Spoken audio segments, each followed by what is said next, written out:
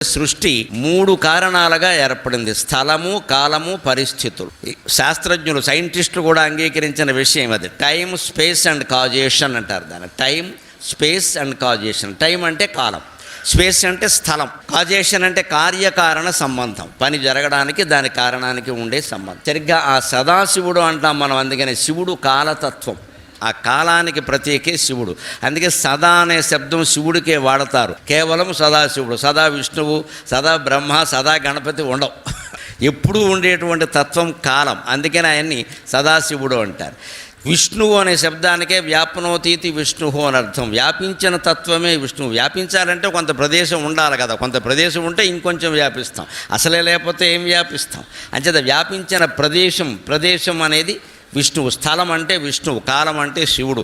ఈ ఇద్దరి మధ్య కార్యకారణ సంబంధం ఏర్పరిచేది ఉంది. ఆవిడే కాజేషన్, అమ్మవారు, శక్తి.